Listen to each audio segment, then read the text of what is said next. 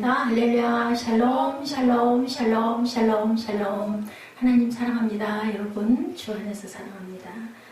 오늘 성령의 열매, 화평, 특별히 피스라는 제목을 가지고 우리 갈라디아서 5장 22절에서 26절까지 우리 함께 합독했는데, 성령의 일, 그리고 우리 대신 율법을 성취하시는 그 성령의 하시는 사역에 대해서, 육신을 이길 수 있는 일에 대해서 로마서 3장, 로마서 8장 3절부터 우리 10절까지 나와 있는데, 우리 함께 로마서 8장 3절부터 10절까지 함께 뜻을 깊이 생각하시면서 천천히 한번 합독해보죠.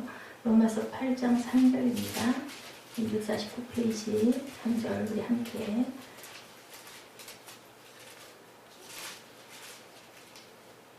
3절부터 함께 천천히 들 생각하면서 합독합니다. 율법이 육신으로 말미암아 연약하여 할 수 없는 그것을 하나님은 하시나니 곧 죄로 말미암아 자기 아들을 죄 있는 육신의 모양으로 보내어 육신의 죄를 정하사 육신을 따르지 않고 그 영을 따라 행하는 우리에게 율법의 요구가 이루어지게 하려 하시리라. 4절 육신을 따르지 않고 그 영을 따라 행하는 우리에게 율법의 요구가 이루어지게 하려 하시니라. 육신을 따르는 자는 육신의 일을, 영을 따르는 자는 영의 일을 생각하느니 육신의 생각은 사망이요 영의 생각은 생명과 평안이니라. 육신의 생각은 하나님과 원수가 되나니 이는 하나님의 법에 굴복하지 아니할 뿐 아니라 할 수도 없음이라. 육신에 있는 자들은 하나님을 기쁘시게 할 수 없느니라. 만일 너희 속에 하나님의 영이 거하시면 너희가 육신에 있지 않고 영에 있나니 누구든지 그리스도의 영이 없으면 그리스도의 사람이 아니라. 또 그리스도께서 너희 안에 계시면 몸은 죄로 말미암아 죽을 것이나 영은 의로 말미암아 살아있는 것이니라. 이렇게 말씀하죠. 우리가 육신 안에 있으면 육신의 일을, 영 안에 있으면 영의 일을 당연히 할 수가 있죠. 여기서 하나님의 영이 거하시면 너희가 육신에 있지 아니하고 영에 있고, 10절에 보니 그리스도께서 너희 안에 계시면 몸은 죄로 말미암아 죽지만 영은 의로 말미암아 살아있는 것입니다. 그래서 영생의 복을 여기서 그저 하나님께서 약속해 주신 분이 나타나 있습니다. 누구든지 그리스도의 영이 없으면 당연히 그리스도의 사람이 아니죠. 간음, 살인 등 안 하는 것 이상의 선한 것이 우리는 선의 열매를 맺어야 된다. 육신의 행위는 육신의 일을 맡는데 성령의 열매는 영이 하는 일이죠. 기계는 행위를 통해서 생산품을 만들지만 열매는 절대로 만들지 못하죠. 생명이 있어야 열매가 생기는 거죠. 반드시 열매는 생명에서 나온다. 성도의 경우 그래서 그리스도의 생명이 우리 안에 있는 것이다. 행위로는 수고하고 노동하고 그리고 또한 스트레스나 노력 등이 행위죠. 그저 열매는 온유와 부드러움 안에 씨가 있어서 자라게 한다. 그래서 오늘 피스, 화평입니다. 열매가 맺히는 화평. 그래서 우리는 열매를 더 많이 맺어야 한다고 요한복음 15장 2절과 5절에 우리 함께 나타나 있는데, 제가 여러분들에게 합독해 말씀드립니다. 물은 내게 있어 열매를 맺지 아니하는 가지는 아버지께서 그것을 제거해 버리시고 무릇 열매를 맺는 가지는 열매를 맺게 하려 하여 그것을 깨끗하게 하시느니라. 너희는 내가 일러준 말로 이미 깨끗하여졌으니, 4절에 내 안에 거하라. 아주 유명한 말씀이죠. 내 안에 거하라. 나도 너희 안에 거하리라. 가지가 하나 포도나무에 붙어있지 아니하면 스스로 열매를 맺을 수 없음같이 너희도 내 안에 있지 아니하면 그러하리라. 이렇게 말씀하죠. 요한복음 15장 4절 말씀입니다. 요한복음 15장 5절에 나는 포도나무여 너는 가지라. 그가 내 안에 내가 그 안에 거하면 사람이 열매를 많이 맺나니 나를 떠나서 너희가 아무것도 할 수 없습니다. 주님 안에 있으면 우리가 성령의 사람이고 성령의 열매를 맺고 생명 안에 거하되 우리 목숨이, 우리 몸은 죽어서 없어지지만 영원한 생명을 우리가 지닐 수 있다라고 답을 하십니다. 그래서 성령의 열매로는 성도들을 구원한다. 로마서 1장 13절에도 말씀합니다. 형제들아 내가 여러 번 너희에게 가고자 한 것을 너희가 모르기를 원하지 아니하노니 이는 너희 중에서도 다른 이방인 중에서 아직 열매를 맺게 하려 함이로되 지금까지 길이 막혔다. 그죠? 바울이 꼭 하려고 하는 데가 갖고 있지 못하다는 거죠. 거룩한 생활에 대해서 로마서 6장 22절에는 그러나 이제는 너희가 죄로부터 해방되고 하나님께 종이 되어 거룩함에 이르는 열매를 맺었으니 그 마지막은 당연히 영생이다. 죄의 삭은 사망이요 하나님의 은사는 그리스도 예수 우리 주 안에 있는 영생이라고 이렇게 로마서에서 거듭거듭 바울이 강조하고 있습니다. 헌금에 대해서도 얘기하죠. 로마서 15장 26절에서 28절입니다. 이는 마게도냐와 아가야 사람들이 예루살렘 성도 중 가난한 자들을 위하여 기쁘게 얼마를 연보하였습니다. 어떻게 연보했다고요? 기쁘게 했다는 거죠. 어려운 자들을 위해서 27절에 저희가 기뻐서 하였거니와 또한 저희는 그들에게 빚진 자니 만일 이방인들이 그들의 영적인 것을 나눠 가졌으면 육적인 것으로 그들을 섬기는 것이 마땅하니라. 영적인 것을 나눠 가졌으면 이렇게 물질로도 섬기는 게 마땅하다. 28절에 그러므로 내가 이 일을 마치고 이 열매를 그들에게 확증한 후에 너희에게 들렀다가 서반하러 가리라. 바울이 이렇게 얘기하죠. 연보를 많이 모아가지고 이방인들이 그들의 영적인 것을 나눠 가졌어. 그래서 그 연보를 모아서 주는 건 당연한 거다. 그리고 내가 이 일을 마치고 이 열매를 그들에게 보여준 다음에 너에게 들렀다 서반하러 가겠다. 선한 행위에 대해서 골로새서 1장 10절에 증거합니다. 주께 합당하게 행하여 범사에 기쁘시게 하고 모든 선한 일에 열매를 맺게 하시며 하나님을 아는 것에 잘하게 하시고 열매에 대해서 계속 얘기하죠. 찬양하겠다. 히브리서 13장 15절에 그러므로 우리는 예수로 말미암아 항상 찬송의 제사를 하나님께 드리자. 이는 그 이름을 증언하는 입술의 열매니라. 우리 마음에 화평이 없으면요 찬양이 안 나와요. 찬양을 해야 마음이 풀린다. 찬양을 해야 우리가 회개를 하고 찬양을 해야 우리 마음이 자유해진다. 너무 잘하는데도 그 입술이 열리는 데까지는 정말 시간이 걸립니다. 근데 한번 각오를 하고 입술을 떼고 나면은 그 다음에 마음이 막 풀리죠. 그리고 그냥 감사밖에 없습니다. 갈라디아서 5장의 성령의 열매는 성품의 변화를 뜻하고 있습니다. 우리 성품이 어떻게 변한다? 온유한 성품으로 변해서 그것이 아름다운 열매를 맺는다라는 그런 말씀을 하고 있죠. 성령님의 선물을 우리가 항상 강구하는데 그리스도인들이 방언, 대언, 신유, 가르침 그렇죠. 그러나 선물보다 우리는 중요한 것은 열매를 갈구할 줄 알아야 된다. 선물이 많으나 열매가 없으면 많은 경우에 패망하고 만다라는 거죠. 성령님의 열매들이 아니라 뭐라고요? 열매다. 9가지의 성품이 성령 안에는 다 계시기 때문에 단수로 표현한다. 그래서 고린도전서 우리가 너무 잘 아시는 13장 4절에서 8절에는 나머지 8개의 근간 사랑은 어떻다고요? 오래 참고 온유하고 시기하지 않고 자랑하지 않고 교만하지 않고 무례히 행하지 않고 자기의 유익을 구하지 않고 성내지 않고 악한 것을 생각하지 않고 불의를 기뻐하지 않고 뭐와 함께 진리와 함께 기뻐하고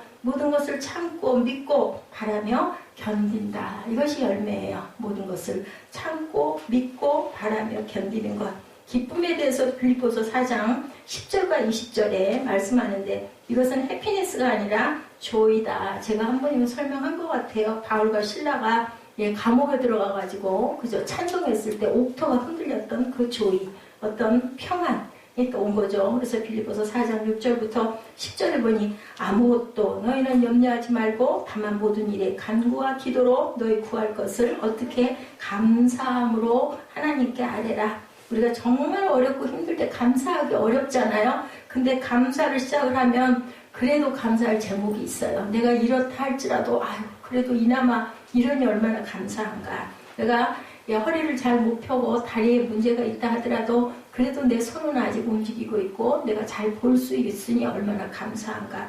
먹은 거를 소화시키는 것도 그냥 당연히 소화가 되고 가끔 좀 속이 답답하고 체해도 그래도 뭐 좀 시간 가고 소화제 좀 먹으면 내려가지 정도일 줄 알았는데 아니 먹은 음식이 자꾸 위로 올라오니까 뭐 맵고 쓰리고 아프고 아주 식도가 보통 일이 아니거든요. 엎드리면 그냥 앞으로 나와요.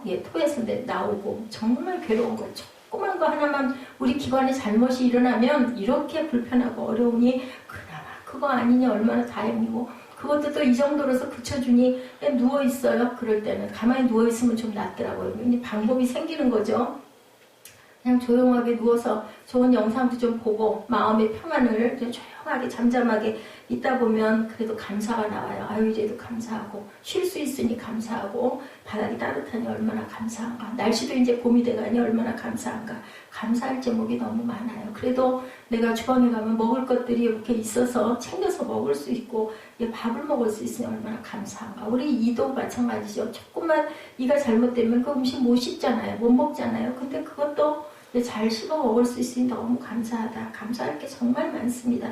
그리하면 모든 지각에 뛰어난 하나님의 평강이, 여기서도 피스에 대한 얘기를 합니다.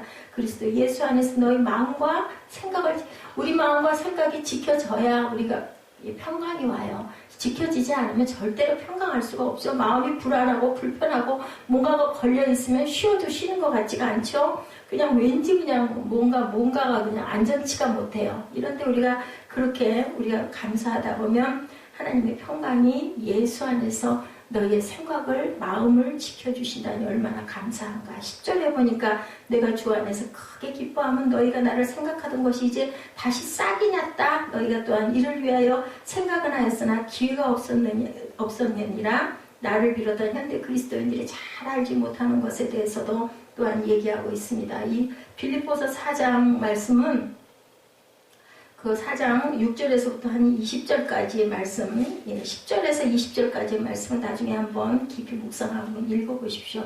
정말 하나님께서 우리에게 주시는 평강의 말씀을 정말 편하게 알려주셔요. 화평에 대해서 말씀하죠. 빌립보서 4장 7절에 아까 우리 읽었지만 모든 지각에 뛰어난 하나님의 평강이 그리스도 예수 안에서 너희의 마음과 생각을 지켜주신다. 그리고는 또한 오래 참으라고 그러죠. 되게 사람과의 관계, 상황을 어떻게 해야 된다. 인내해야 된다. 기본 성품에 대해서 베드로후서 3장 9절에서 말씀합니다. 주의 약속은 어떤 이들이 더디다고 생각하는 것 같이 더딘 것이 아니다. 오직 주께서는 너희를 대하여 어떻게 해요? 오래 참으사 아무도 멸망하지 아니하고 다 회개에 이르게 하기 위해서 하나님께서는 오래 참고 계신다고 이렇게 증거합니다. 또한 부드러움에 대해서, 온유에 대해서도 얘기하죠. 다윗이 시편에서 고백합니다. 18편 35절에 주께서 주의 구원하는 방패를 내게 주시며 주의 오른손이 나를 붙들고 주의 온유함이 나를 크게 하셨나이다. 주님께서 온유함을 우리에게 주심으로 인하여 내가 온유를 배울 수가 있다. 선함에 대해서 지금 성령의 열매에 대해서 여러분들에게 설명하고 있습니다. 선함에 대해서 하나님의 기본 성품에 대해서 에베소서 2장 10절에 우리는 그가 만드신 바라 그리스도 예수 안에서 뭐를 하기 위하여 선한 일을 위하여 지으심을 받은 자다. 이 일은 하나님이 전에 예비하사 우리로 그 가운데서 행하게 하려 하심이라. 믿음에 대해서 사람의 모든 영역에서 우리는 믿어야 된다. 너무 잘 알죠? 고린도후서 5장 7절에 이는 우리가 믿음으로 행하고 보는 것으로 행하지 아니함이로다. 온유에 대해서 벽돌과 물, 권위와 힘을 바르게 쓰는 것이 바로 온이다. 연약함이 아니다 라고 얘기합니다. 온유는 바르게 중심을 잘 잡는 것이다. 마태복음 11장 29절입니다. 나는 마음이 온유하고 겸손하니 나의 멍에를 메고 내게 배우라. 그리하면 너희 마음이 쉼을 얻으리라. 제가 새벽에 말씀드린 것 같은데요. 이 온유한 자들, 온유하지 못한 자들은 누구라 그랬어요? 율법에 매여 있는 자들. 그래서 너희들은 정말 그렇게 마음고생하지 말고 내게서 내 멍에를 메고 온유를 배워라 라고 말씀을 하시죠. 그러면 너는 정말 자유한 사람이 될 것이다. 어디 안에서? 말씀 안에서.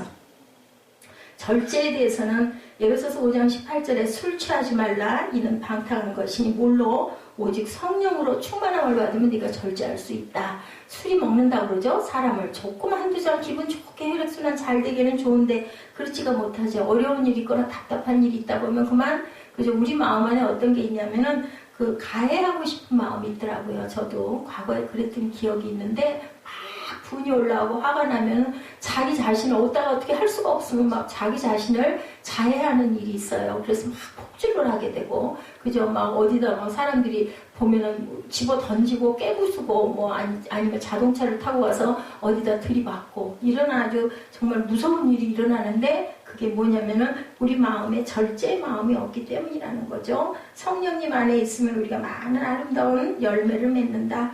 성령 안에는 우리가 가야 할 일들이 있는데 거기가 바로 예배와 기도와 찬양과 말씀과 교제 그리고 잡초를 제거하는 것들. 잡초는 뭘까요? 약한 것들이죠. 그 안에서 제거해라. 그래서 구원과 성화는 다르다. 성화되지 못한 성도들이 매우 많고 성화를 하고 가는 거죠. 구원은 일단 받았는데 성화되지 못해서 우리는 매일매일 성화의 길을 걷고 있습니다. 성령님 안에 있으면 우리가 자동으로 열매가 열린다. 누구한테 붙어 있으면 그 나무에 주님의 예수 안에 붙어 있으면 우리가 가지가 돼서 거기서 아름다운 열매가 맺히죠. 그렇지 못하면 말라서 어떻게 되어 불에 던지움을 받을 것이다 라고 말씀합니다.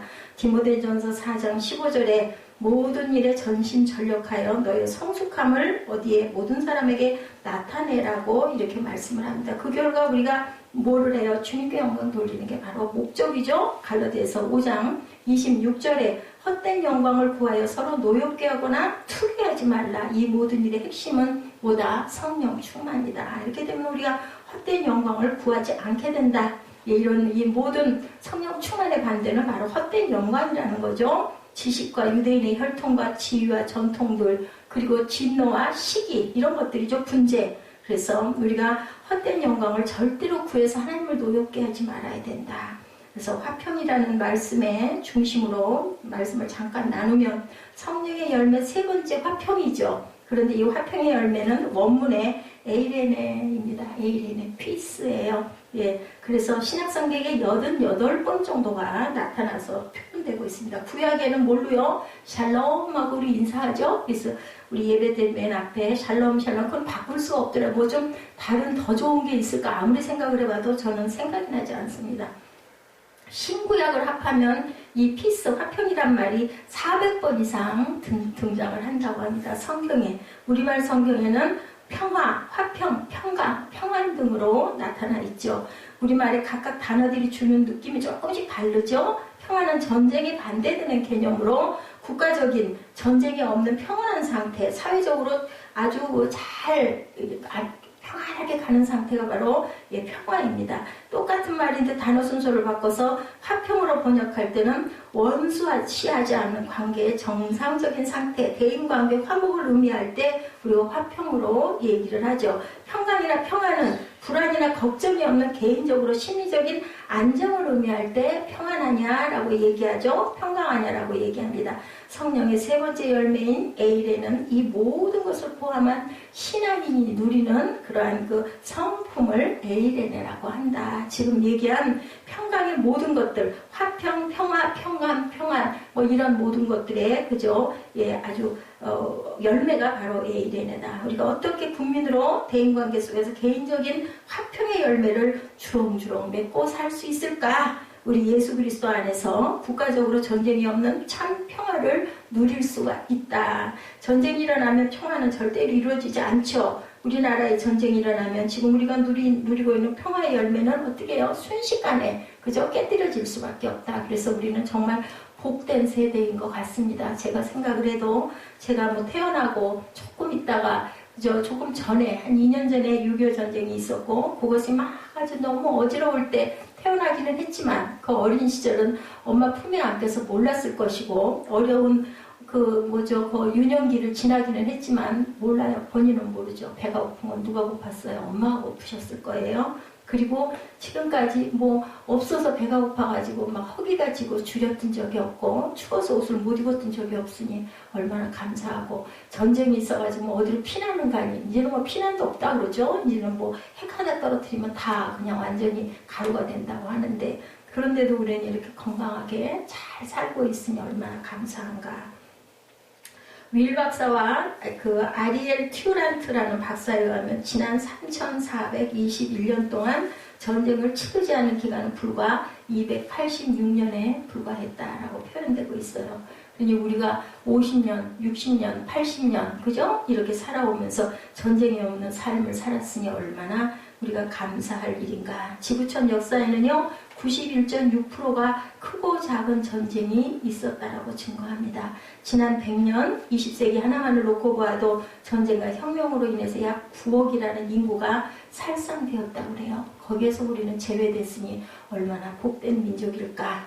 전쟁의 원인은 다양하죠. 공산주의와 자유주의와 같은 이념 문제의 전쟁이 일어나고 또한 십자군 전쟁과 같이 종교 문제로 전쟁이 일어나기도 했습니다. 1, 2차 대전 때처럼 영토 문제로 전쟁이 일어나기도 하고 우리도 아직 남과 북이 분단되어 있는 상태이죠. 장미 전쟁 때처럼 왕위 계승 문제로 전쟁이 일어난 일도 있었고 대부분의 현대전처럼 경제 문제로 전쟁이 일어나기도 하고 IMF가 비슷하죠. 가인과 아벨 이후 인류의 역사는 전쟁의 역사라고 해도 과언이 아니다. 그죠? 성경은 평화가 깨지는 전쟁의 원인을 뭐라고 얘기하는가? 야고보서 4장 1절에 너희 중에 싸움이 어디로부터 다툼이 어디로부터 나느냐? 너희 지체 중에서 싸우는 정욕으로부터 나는 것이 아니냐? 욕심이죠. 정욕이니까 내가 더 많이 갖고 싶고 내가 더 많이 그저 차지하고 싶고 내가 더 많이 복되고 싶고 내가 더 많이 권력을 갖고 싶고 이런 정욕으로부터 난다.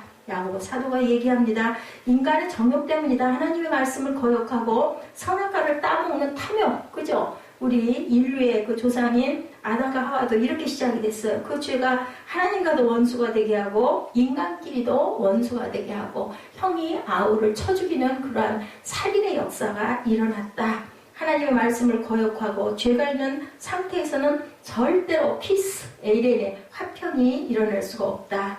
설령 전쟁이 없는 잠깐의 평화가 주어진다 해도 그것은 에레미야나 에스겔 선지자가 말한 것처럼 진짜 평화가 아니라 가짜 평화로 평화스럽게 보일 따름이다. 이사야 57장 19절에서 21절에 보면 악인들에게는 평화가 없다라고 증거합니다. 19절에 봅니다. 이사야 57장 19절입니다. 서쪽에서 야훼 이름을 두려워하겠고 해돋는 쪽에서 그의 영광을 두려워할 것은 야훼께서 그 기운에 몰려 급히 흐르는 강물같이 오실 것임이라. 야훼의 말씀이니라. 구속자가 시온에 임하며 야곱의 자손 가운데서 죄가를 떠나는 자에게 임하리라. 21절 야훼께서 이르시되 내가 그들과 세운 나의 언약이 이러하니 곧 내 위에 있는 나의 영과 내 입에 둔 나의 말이 이제부터 영원토록 내 입에서와 내 후손의 입에서와 내 후손의 후손의 입에서 떠나지 아니하리라 하시니라. 야훼의 말씀이니라. 이렇게 말씀합니다. 악인들에게는 절대로 평화가 없다. 이사야 57장 19절에서 21절까지 증거했습니다. 사악한 자녀에게는 어떤 상황에도 어떤 수단을 동원한다 해도 결코 평화가 없다. 그래서 성경에 나온 이스라엘 백성들의 역사를 보면 끊임없이 전쟁을 치르죠. 결국은 아수르에 의해서 망하고 바벨론 포로로 잡혀가는 역사가 나타나 있습니다. 어느 때 그들에게 평화가 찾아왔던가 사사기를 보면 알 수가 있는데 사사기 보면 전쟁이 그치고 진정한 평화가 보정되는 것은 하나님께 나올 때 가능하다라고 증거합니다. 하나님의 언약을 떠나 하나님의 명령을 거역하면 샬롬이 없어진다. 뭐라고요? 에이레네가 없어진다라는 거죠. 이스라엘이 범죄하면 이웃나라의 침략을 받아서 평화를 잃어버리고 고난을 당해야만 했고 그들이 고난 중에서 하나님께 회개하고 돌이키면 하나님께서 저들을 구원하여 다시 평화를 누리게 하여 주셨는데 이스라엘이 하나님과 올바른 관계 속에 있을 때 평화를 누리고 번영하고 안전하게 보호를 받았다는 것을 우리가 구약을 통해서 알 수가 있죠. 그런데 인간의 힘으로는 결코 하나님과 올바른 관계를 가지지를 못했다.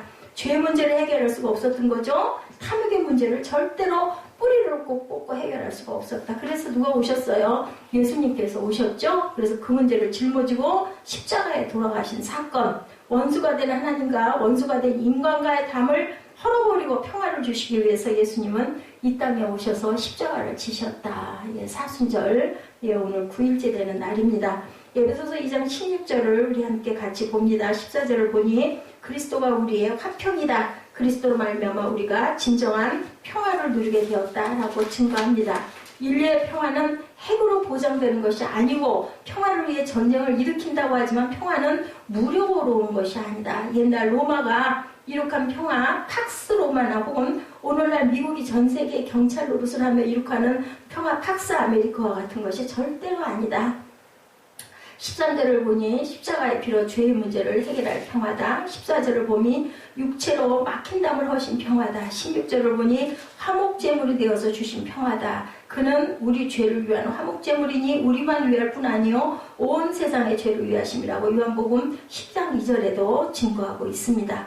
예수님 오시기 전에 700년 전에 이사야를 통해서 왜 예수님이 십자가의 고난을 당해야만 했다고 말씀했나? 53장 5절이죠. 이사야. 그가 찔림은 우리의 허물 때문이요 그가 상함은 우리의 죄악 때문이라. 그가 징계를 받음으로 우리는 평화를 누리고 그가 채찍이 맞음으로 우리는 나음을 받았다라고 이렇게 증거하죠. 이 땅에 오신 이유는 구약 성경은 메시아를 예언하면서 그분은 누구의 왕? 평강의 왕, 그죠? 에이레네입니다. 에이레네. 샬롬이시죠. 예, 왕이 될 것이다. 이사야 9장 6절에 예수님의 탄생을 예언하면서 이는 한 아기가 우리에게 낳고 한 아기를 우리에게 주신 바 되었는데 그의 어깨에는 뭐를 맸다? 정사를 메었고 그의 이름은 기묘자라 모사라. 전능하신 하나님이라 영존하신 아버지라 평강의 왕이라고 할 것이라고 이렇게 증거하죠. 평강의 왕, 평화의 왕이죠. 오시면 모든 몽해와 압제가 사라지고 모든 전쟁이 끝나는 날이 이를 것이라고 말씀하죠. 메시아를 통해서만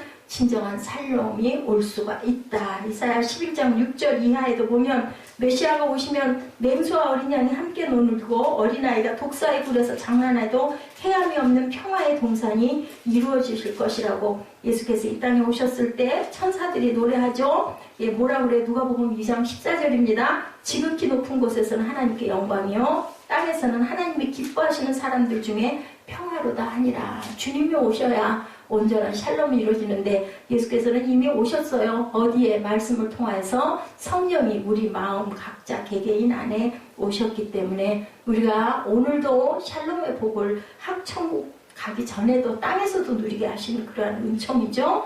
예수님은 진정한 화평을 주시려고 이 땅에 오셨고 예수님 안에 화평이 있죠. 로마서 5장 1절이죠. 그러한 진정한 평화를 누리려면 어디께 나와야 된다? 예수님께 나와야 된다. 예수님 안에 진정한 평화가 보장된다고 로마서 5장 1절에도 증거합니다. 19절 이하에 보니 그리스도 안에 있으면 우리 사이의 모든 적대감을 십자가를 통해서 죽으심으로 새롭게 연합된 인류가 된다. 성령 안에서 동일한 시민 하나님의 가족 한 성전이 된다고 이렇게 증거하고 있습니다. 가정 안에서 직장 안에서 세계 속에서 진정한 평화를 누리려면 우리가 어떻게 해야 된다? 진정 예수님을 구주로 믿고 예수님 안에 거하고 믿지 않는 사람들에게 예수님을 때를 얻든 못 얻든 평화의 왕이라고 증거할 줄 알아야 된다. 진짜 예수 믿는 사람들이 많아질 때 평화의 열매를 맺는 사람들에 의해서 평화의 열매는 우리가 사는 세상에 주렁주렁 맺히게 될 것이고 천국이 어디 있겠어요? 이 땅에 임할 것이라는 거죠. 그래서 우리가 주기도문을 항상 하죠. 그래서 이런 그 찬양이 있어요. 세상은 평화 원하지만 세상 전쟁의 소문은 늘어간다. 이 모든 인간 고통 두려운 분 그 지겨움이 끝없다. 그러나 주 여기 계시니 우리가 아들 믿을 때 그의 영으로 하나 돼. 우리가 아들 믿을 때 그의 영으로 하나 돼. 그죠? 하나일세 우리가 예수 안에서 하나가 되어야 된다. 세상은 평화를 아무리 원하지만 자꾸 전쟁이 일어나는 거 뭐 때문이라고요? 정욕 때문이다. 욕심 때문에 자꾸 전쟁이 일어난다는 거죠. 그러면 뭐는 없어요? 샬롬은 없다. 평화로운 삶을 평화로운 세상은 있을 수가 없기 때문에 자꾸 어디를 소망할까요? 천국을 소망하게 돼요. 정말 이 땅에서는 살 수가 없어. 얼른 가고 싶어. 이런 말들이 세상에서 견딜 수가 없는 사람들의 입에서 이렇게 많이 나온다. 두 번째로 우리는 인간관계에 있어서 화평케 하는 자가 되어 이웃과 참 평화를 누릴 수 있어야 된다. 우리가 예수님을 구주로 믿으면 변화되는 것이 있는데 이것은 우리의 지향점이 달라진다는 거죠. 이제는 죄를 좋아하지 않죠. 어때요? 죄성이 없어지고 남과 싸우는 걸 싫어합니다. 화평케 하는 자로 변화되고 좀 평안하고 싶어 라는 소망이 일어나죠. 그래서 예수님이 팔복을 말씀하실 때 마태복음 5장 9절에 화평케 하는 자는 복이 있나니 그들이 하나님의 아들이라 일컬음을 받을 것이다 라고 이렇게 말씀합니다. 하나님의 아들은 화평하게 하는 자다. 천국의 시민은 평화의 열매를 맺는다는 거죠. 로마서 14장 17절에도 하나님의 나라는 먹는 것과 마시는 것이 아니고 오직 성령 안에서 의와 평강과 희락이라고 이렇게 증거하고 있습니다. 어떤 사람들은 교회 다니면서 싸움을 붙이는 사람들이 있죠. 누구예요? 트러블 메이커라고 얘기하죠. 당짓는 것, 분쟁하는 것, 수근수근하는 것, 남을 비방하는 것 등으로 이간질 시키고 싸움질을 시키는데 남의 좋은 점을 보지 못하고 늘 허물을 보고 수근수근 비방하는 사람들, 온전한 사람들이 아닙니다. 가는 곳마다 문제를 만들어내고 있는 사람들이 있다면 혹시 내가 하나님의 아들이 아닌가? 하고 의심을 해봐야 된다. 내가 또 가끔 그럴 때가 있죠. 내 입에서도 불만스러워서 얘기가 나올 때 나는 과연 성령의 자녀인가? 내가 과연 내 직분이 뭔가? 항상 그것을 살펴볼 줄 알아야 된다. 집사라고 하면서 누구를 비방하고 누구를 자꾸 헐뜯고 그리고 정죄하고 판단하는 일을 우리가 하루에도 수천 번씩 일으켜요. 그렇기 때문에 이랬을 때는 우리가 돌이킬 줄 알아야 된다. 그래서 말씀은 결국은 나를 찌르는 검인 것 같아요. 말씀을 이렇게 증명하면서 그래 맞아 이런데 나는 나 자꾸 왜 이러지? 이런 마음을 그나마라도 품을 수 있으니까 그죠?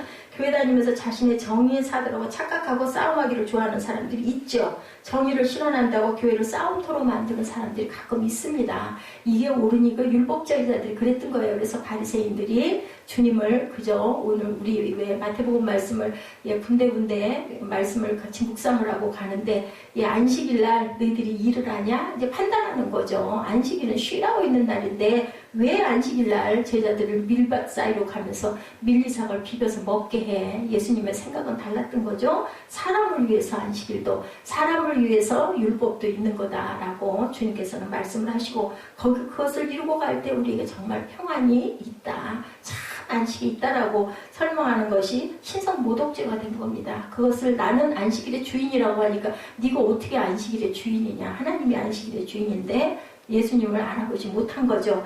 그것을 그들을 비방할 일이 아닐 것 같아요. 나는 어떨까? 과연 내가 그 시대에 있었다면 나도 똑같은 잣대를 대지는 않았을까? 생각해 봐야 된다는 거죠.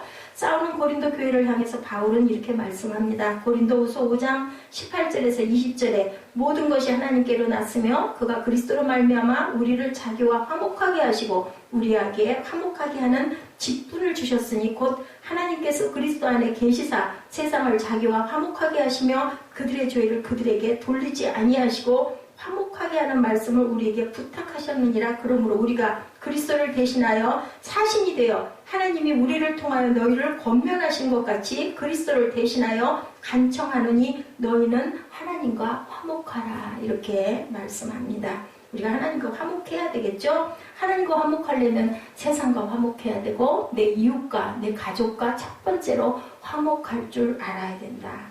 우리를 회복하게 하는 직분을 주고 화평을 만드는 사람으로 불렀다는 거죠. 싸움을 붙이는 사람이 아니라 싸움을 말리는 피스메이커가 돼야 된다. 가는 곳마다 평화를 주는 사람이 되어야 되고 방관자가 되어서도 안 된다. 그래서 참 요즘에 저는 그 촛불 시위가 참 바람직하다고 생각을 합니다. 3, 40년 전만 해도 어땠을까요? 거리거리 막 날뛰면서 그죠? 각 무기를 휘둘렀을 것이고 그리고 또 군인들은 어땠겠어요? 전경들은 막 최루탄 터뜨리고 그죠? 길거리 가는 그 애문 시민들은 막 눈물을 줄줄 흘리고 저도 그랬었어요. 막 콧물 눈물 때문에 길을 갈 수가 없고 피하다가 걸릴 때가 있거든요. 아주 그랬을 때 아주 낭패스러워. 저 정말 괴로워요. 그 아주 코로 그 매운 그거 들어오면 아주 죽을 것 같죠.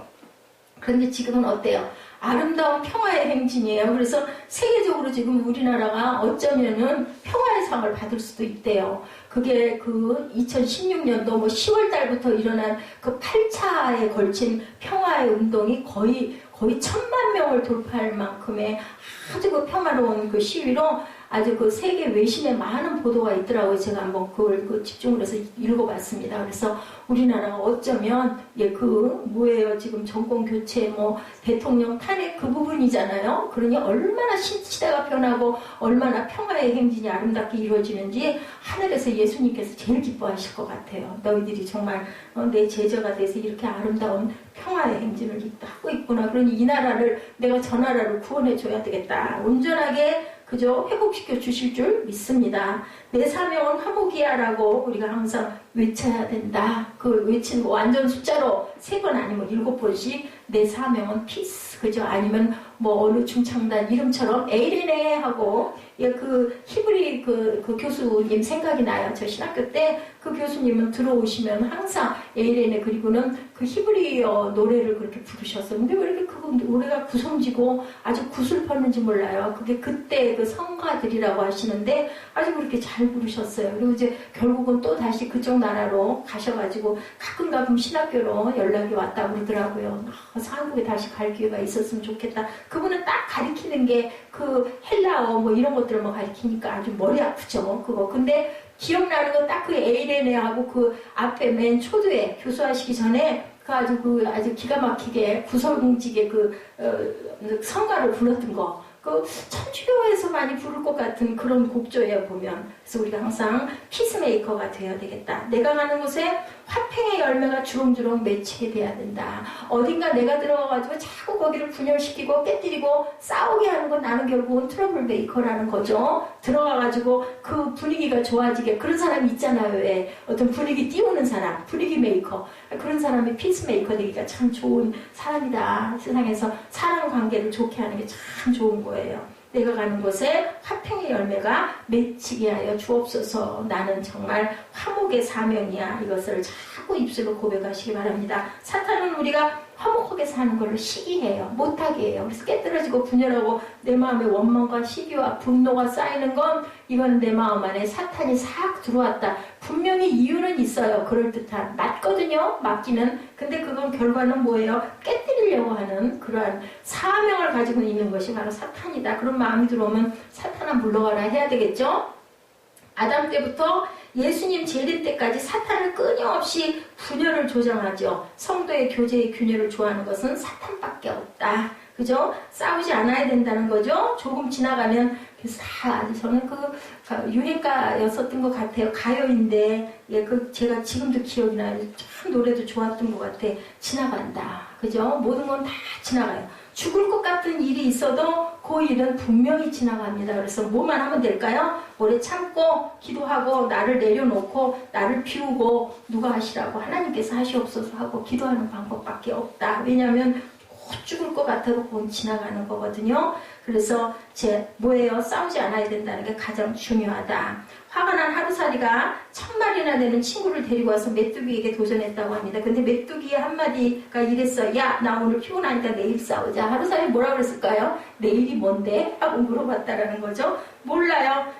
세상 싸우고 살 만큼 긴 시간이 절대로 아니다. 하루살이는 몰라요, 내일을. 근데 우리는 내일을 알지 않습니까? 존 버년이 이상하다, 이해할 수 없는 것이 하나 있다. 마귀와 더불어 대적해야 할 교회와 성도들이 자기끼리는 싸우는구나. 왜 자기들끼리 싸울까? 교회와 성도가 목적이 하나인데, 하나님의 나라인데 그들끼리 지잘났다고 싸우는 거죠. 그래서 하나님께서는 우리가 뭔가를 잘하는 걸 원하지 않아요. 하나님을 바라보는 믿음을 바라보신다는 거죠. 나를 네가 얼마나 사랑하니 그것만 중점으로 두시는 거예요. 잘하는 행위가 아니라. 그죠? 그래서 항상 분쟁은 서로 죽이는 독약이라는 것. 분쟁의 열매는 성령의 열매가 아니고 신앙생활을 오래 하면 할수록 미움과 다툼과 시기로 가득 차고 있다면 화평의 열매로 가득 채우기보다 매일매일 다른 사람에게 좋은 일을 하루에 하나씩 해보도록 기록을 해야 된다. 중요합니다. 뭐를 해요? 항상 평안을 주는 자로 어디에나 환영을 받게 되는 그런 자들이 돼야 된다. 야고보 사도는 트러블 메이커의 혀에 대해서 말씀합니다. 뭐라고 그래요? 입을 조심하지 않고 혀를 함부로 놀려대기 때문에 평화가 깨진다고 그러죠? 남의 허물을 보고 혀로 비판하고 싶으면 그때 의도적으로 그를 위해 기도하면 평화의 도구가 되어 평화의 열매가 주렁주렁 맺힌다. 그래서 내가 누구를 비방하고 있는지 욕하고 있는지를 잘 생각해 봐야 된다. 험담하고 싶어서 입이 근질근질할 때 침묵하면 평화의 열매가 입술에 맺힌다. 근데 우리는 대개는 그러고 침묵할 때는 모습이 어떻든가 이쁘지가 않죠? 입이 툭 튀어나오고 아주 불만으로 가득 차게 되죠? 실컷 퍼대고 나면 그냥 속이 시원해지니까 그래서 또 입술로 죄를 짓습니다. 공연히 아는 척하고 충고하고 비난하려는 유혹을 참고 의도적으로 칭찬을 하게 되면 피스메이커가 된다. 근데 그냥 아무거나 하면 안 되죠. 그 사람 약점을 가지고 칭찬을 했다가는 뺨 맞는 일이에요. 좋은 점을 찾아가지고 그걸 칭찬을 해줘야 되겠죠. 다른 사람에 대해서 누가 비방하는 말을 할 때 그 사람에게 가서 그 말을 전하지 않으면 평화의 사도가 되는 것이다. 전하지 않아야 되는데 또 얘기해요. 하지 말라고 그랬다는 소리까지 하게 되죠. 우리는 이러한 죄성을 다 가지고 있다. 평화의 열매는 가장 빨리 입으로 드러나게 되어 있다. 하나님은 뭐라고 그러세요? 로마서 12장 18절에 할 수 있거든 너희로서는 모든 사람과 더불어 화평하라 이렇게 말씀합니다. 오직 위로부터 난 지혜는 첫째 성결하고 다음에 화평하고 관용하고 양순하며 긍휼과 선한 열매가 가득하고 편벽과 거짓이 없나니 화평케 하는 자들은 화평으로 심어 의의 열매를 거둔다. 야고보서 3장 17절에서 18절에 이렇게 아주 기가 막힌 아주 꿀같은 그리고 양약인 말씀을 저에게 주십니다. 기독교 역사상 최대의 실수가 있었다면 십자군 전쟁이라고 합니다. 빼앗긴 성지를 탈환한다고 전쟁을 해서 결국은 수많은 고아와 미망인들, 남성들이 죽은 거죠. 전쟁에 나간 사람들이. 그죠? 성지 탈환이 결국은 이렇게 분열을 일으킨 거. 싸움은 전쟁은 결국은 깨지는 일만 일어나죠. 오늘까지 기독교인들이 마음의 교도들 사이에서 무서운 증오심이 지금도 그 십자군 전쟁으로 인해서 이어지고 있다고 합니다. 그런데 이 십자군 전쟁이 계속되는 그때 이 전쟁의 잘못을 지적하고 아군 진영뿐만 아니라 적군들에게까지 평화의 사신을 보내고 복음 전도자들을 파송하며 눈물로 기도했던 한 사람이 바로 아시스의 성자 성 프란시스이죠. 그는 한 시대 평화의 도구로 쓰임을 받습니다. 기도 유명하죠. 주여 나를 평화의 도구로 써주소서. 미움 있는 곳에 사랑을, 상처가 있는 곳에 용서를, 분열이 있는 곳에 일치를, 오류가 있는 곳에 진리를, 의심이 있는 곳에 믿음을, 절망이 있는 곳에 소망을, 어둠이 있는 곳에 광명을, 슬픔이 있는 곳에 기쁨을 심게 하소서. 수백 년 전에 일어났던 이 일이 지금 우리의 그 평화의 촛불 시위로 이루어지고 있는 것을 보면 정말 이 아름다운 성령의 열매들은 언젠가는 꼭 맺힌다라는 것. 세 번째, 우리는 자신과의 관계에서 기도함으로 또한 참 평안을 누릴 수 있어야 된다. 자신과의 화평은 뭐예요? 평안이다. 주님께서 약속하시기를 뭐라고 그러세요? 평안을 너에게 끼치노니 곧 나의 평안을 너에게 주노라. 내가 너에게 주는 것은 세상이 주는 것 같지 아니하리라. 너희는 마음에 근심도 하지 말고 두려워하지도 말아라. 요한복음 14장 26절이죠. 그런데 예수님을 구주로 믿으면 늘 불안해하고 믿으면서도 두려워하는 것. 평안이 없고 질병이 걸리고 그리고 부도의 위기가 다가오고 교통사고를 당하고 직장에 문제가 생기면 불안하고 긴장합니다. 우리는 상황 때문에 교회를 다니면서도 화해하지 못하고 사람들에게 관계 때문에 평안이 없고 예수를 믿고 천국을 믿으면서도 이게 평안이 자꾸 깨지는 것. 우리가 어떤 경우에도 참 평안을 누리는 방법은 평강의 열매를 주렁주렁 맺게 하는 것이다. 죽음 앞에서도 평강을 잃지 않고 천국 가는 방법. 이것이 바로 빌립보서 4장 6, 7절에 답이 나와 있죠. 아까 우리 함께 앞에서도 같이 합독했는데 아무것도 염려하지 말고 모든 일에 기도와 간구로 너희 구할 것을 감사함으로 하나님께 아뢰라. 그리하면 모든 지각에 뛰어난 하나님의 평강이 그리스도 예수 안에서 너희 마음과 생각을 지키시리라. 그래서 목사님들이 대부분 이 말씀을 빌사칠이라고 그래요. 참 잘 외워지더라고요. 저도 이 성구를 몇 장 몇 절을 잘 생각을 못하는데 빌사칠 하면 이걸 아무것도 염려하지 말고 다 나오죠. 누구에게나 줄 수 있는 구절이에요. 기도해 줄 때도 마찬가지로 이 말씀을 인용을 참 많이 합니다. 먼저 파괴적인 염려와 걱정은 죄라는 사실을 인정해야 된다. 의도적으로 마음의 평강을 깨뜨리는 염려를 하지 말아야 된다. 성경은 말씀하죠. 잠언 17장 22절에 마음의 즐거움은 양약이라도 심령의 근심은 뼈를 마르게 한다고 하죠. 파괴적인 염려는 아무런 이익이 없고 우리에게 그죠? 우리의 생명을 자꾸 긁어 갉아먹어가는 그런 사단 덩어리다. 예수님이 말씀하죠. 너희 중에 누가 염려함으로 그 키를 한 자나 더할 수 있겠느냐. 알아요. 마태복음 6장 27절 말씀.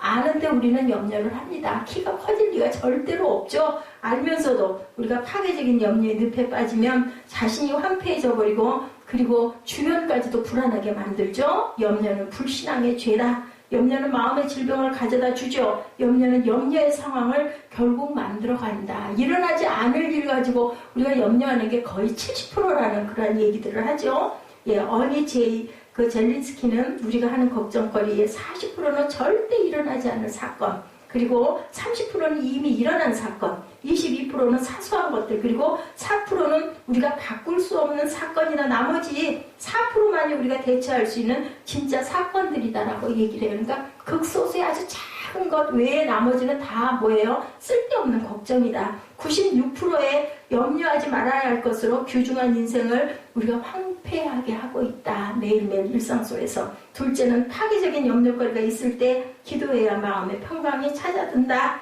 염려가 죄라는 사실을 알고 염려하지 말아야지라고 결심하고 각오한다고 염려의 문제가 자동적으로 해결되지가 않죠. 염려거리는 어디로 들어가야 된다?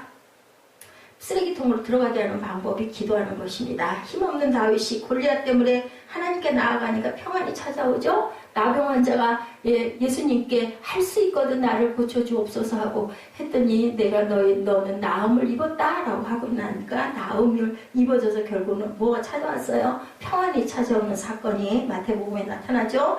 혈루증 여인이 혈루증 때문에 주님께 나아가니까 문제가 해결되고 평안이 찾아오는 것, 그 문제에 대하여 하나님께 원망하는 마음이 아니라 뭐하는 마음? 감사하는 마음으로 기도하는 것, 주께 맡겨버리는 것. 그랬을 때 뭐라 그래요? 베드로전서 5장 7절에 너희 염려를 다 주께 맡기라 이는 그가 너희를 돌보신다 라고 말씀하고 있습니다. 문제만 맡기는 것이 아니라 우리 인생 전체를 너희 길을 야훼께 맡기라 저를 의지하면 저가 이루신다. 시편 37편 5절입니다. 무릇 야훼를 의지하면 야훼를 신뢰하는 그 사람에게는 복을 받을 것이라. 그는 물가에 심어진 나무가 뿌리를 강변에 뻗치고 더위가 올지라도 두려워하지 아니하며 그 입이 청정하며 가무는 해에도 걱정이 없고 결실이 그치지 아니한 같으니라.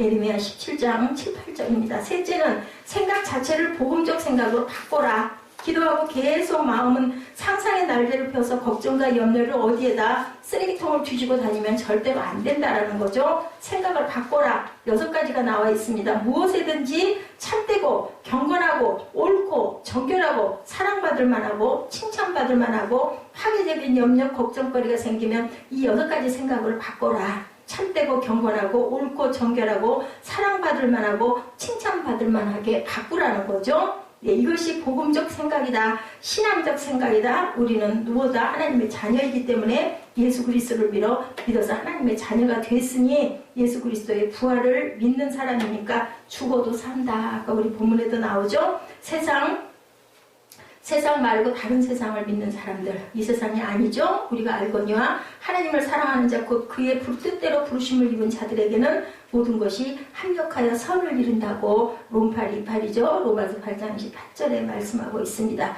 주께서 심지가 견고한 자를 평강하도록 지키시리니 이는 그가 주를 신뢰합니다. 이사야 26장 3절입니다.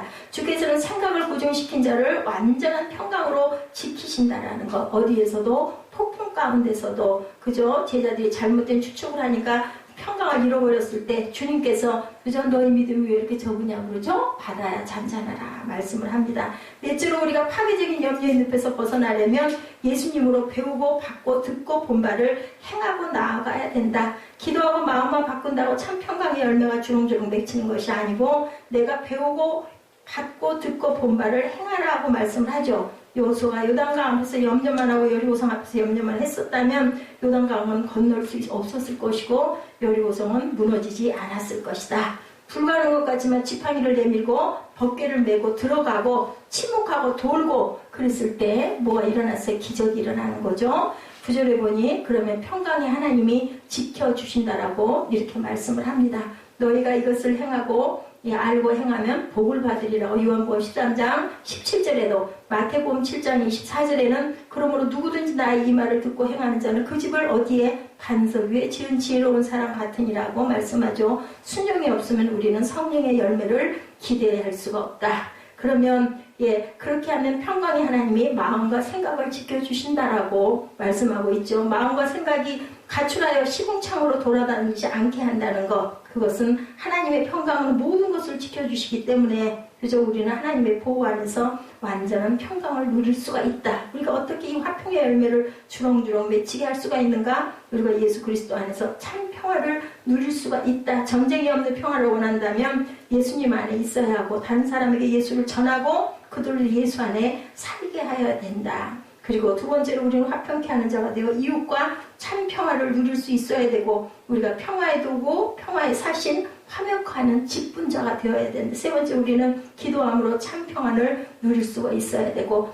먼저 파괴적인 염려와 걱정은 죄라는 사실을 인정하고 의도적으로 마음의 평강을 깨뜨리는 염려를 하지 말자. 둘째, 파괴적인 염려거리가 있을 때 기도해서 마음의 평강을 찾자. 셋째, 생각 자체를 복음적 생각으로 바꾸자. 넷째, 우리가 파괴적인 염려의 늪에서 벗어나려면 예수님을 배우고 받고 듣고 본 바를 행해야 된다라고 이렇게 말씀을 합니다.